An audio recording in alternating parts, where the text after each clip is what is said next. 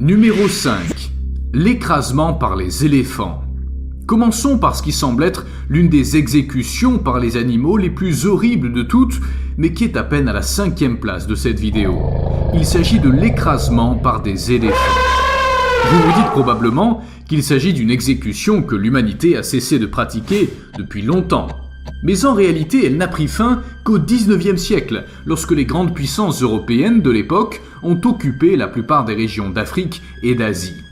Dans tous les cas, cette tradition avait près de 4000 ans.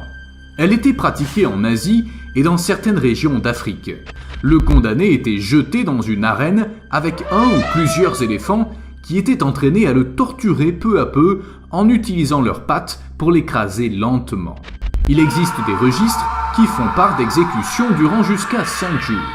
Cependant, si l'accusé avait un peu de chance, un éléphant lui écrasait simplement la tête. Pour vous donner une idée, George Orwell, auteur d'Animal Farm et de 1984, a vu un jour un éléphant s'échapper d'un zoo et écraser un homme. Voici ses paroles. Le frottement de la patte de l'énorme bête avait arraché la peau de son dos aussi proprement que celle d'un lapin. Numéro 4. L'exécution par des bêtes sauvages. La Rome antique est connue pour être l'empire qui, avec la Grèce, est à l'origine des fondements de la civilisation occidentale. Mais on sait aussi que les Romains ont parfois été terriblement assoiffés de sang. Les exécutions par des bêtes étaient très courantes. Loups, hyènes, léopards, lions et tigres étaient utilisés dans les arènes pour exécuter les hérétiques, les criminels ou les ennemis de l'Empire. L'exécution se déroulait comme suit. Le criminel était emmené dans l'arène locale. Il était déshabillé et attaché à un poteau au milieu de l'amphithéâtre. Puis l'animal, qui avait déjà passé quelques jours sans manger, était lâché. La faim rendait la bête plus agressive, et elle ne se souciait pas d'achever la victime, mais seulement de la mordre. Ainsi, les exécutions pouvaient durer plusieurs heures.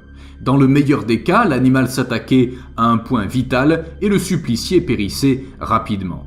Si, pour une raison quelconque, l'animal ne se montrait pas agressif, alors il y avait un agitateur prêt à sortir dans l'arène. Il se tenait derrière le poteau avec la victime et commençait à provoquer l'animal.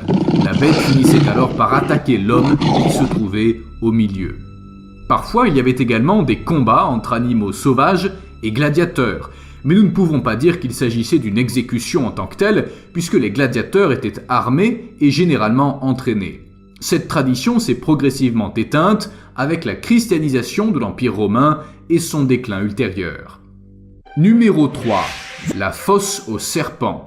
La fosse aux serpents, comme terrible méthode d'exécution, n'est pas l'apanage d'une seule culture. En fait, de nombreuses cultures possédaient une variante de cette exécution. Au 5e siècle de notre ère, Attila le Hun utilisait cette méthode pour tuer ses ennemis. Parmi eux, le cas du roi Gunther est célèbre. Attila ordonna de le ligoter et de le descendre lentement dans une fosse où se trouvaient des centaines de serpents venimeux. Plus tard, au 9e siècle, Ragnar Lodbrok, le roi viking de Suède, du Danemark et de Norvège, a été exécuté par ordre du roi Ael du royaume de Northumbrie dans l'actuelle Angleterre, qui a utilisé la même méthode qu'Attila. Cette horrible méthode d'exécution ne s'est pas éteinte avec le Moyen-Âge. Au contraire, il existe des documents attestant qu'elle a été utilisée au siècle dernier. Pendant la Seconde Guerre mondiale, les Japonais ont envahi une partie de l'Asie du Sud. L'armée japonaise a emprisonné de nombreux civils ou résistants et dans les jungles denses, il fallait peu de choses pour les exécuter. Ils ouvraient simplement un trou dans le sol d'un peu plus de 2 mètres de profondeur, assez profond pour qu'ils ne puissent pas s'en échapper facilement. Ensuite, il fallait aller dans la jungle et revenir avec un tas de serpents qu'ils jetaient simplement dans le trou. Ensuite, il ne restait plus qu'à forcer les condamnés à y entrer. Pensez un instant à la terrible douleur que ce devait être de recevoir des dizaines de morsures de serpents venimeux en même temps. Il est vrai qu'avec autant de venin dans le corps, cela ne durait pas longtemps, mais ces dernières minutes devaient être un véritable enfer. Numéro 2. La mutilation par les chevaux. C'est probablement l'une des exécutions d'animaux les plus douloureuses, plus douloureuse que d'être écrasé, mangé ou inondé de poison. On parle bien de démembrement à l'aide de chevaux. C'était pratiqué par de nombreuses cultures, presque toutes situées en Europe ou en Asie mineure, dont certaines en Chine et en Mongolie.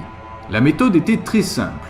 Le condamné était couché sur une petite plateforme de quelques centimètres de haut.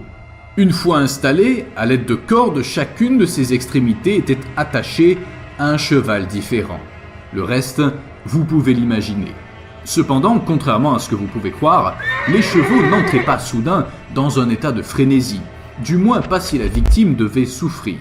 Les bourreaux, eux, encourageaient les chevaux avec de petits coups de fouet, attirés doucement et de plus en plus fort. À un moment donné, les os se mettaient à trembler, puis à se désarticuler. Puis les tendons se rompaient, et enfin la peau et les muscles cédaient, et vous avez compris. Cependant, il y a eu des exécutions où le corps a tenu plus longtemps que cela. La plus célèbre est celle de Tupac Amaru, un chef indigène tombé aux mains des Espagnols. Il a été démembré par des chevaux, mais après plusieurs minutes de torture, le corps ne succombant toujours pas, il a dû être décapité. Numéro 1. L'exécution par des crocodiles. Bien que cette exécution n'ait pas été aussi fréquente que certaines que nous avons vues dans ce top, sa place ici est méritée car elle était particulièrement sanglante, terrifiante et bien sûr terriblement douloureuse. Il ne s'agit de rien de moins que de l'exécution par des crocodiles. Elle a été pratiquée en Égypte et à Madagascar. Les condamnés étaient jetés dans une rivière ou un étang rempli de crocodiles affamés. Imaginez ce que cela a dû être d'essayer de se débattre dans l'eau pendant qu'une douzaine de crocodiles s'approchaient de vous. À Madagascar en particulier, on estime qu'il y a eu des centaines de ces exécutions. À la mort de son mari, une reine malgache a pris sur elle de capturer et de jeter aux crocodiles tous les prétendants au trône. Et la reine a apparemment aimé le spectacle puisqu'elle a continué à faire la même chose à qui elle voulait. La dureté de la loi du passé était associée de façon sadique au divertissement. Peu importe ce qui se passe aujourd'hui, il faut reconnaître que notre époque est meilleure qu'autrefois, et nous pouvons nous en réjouir.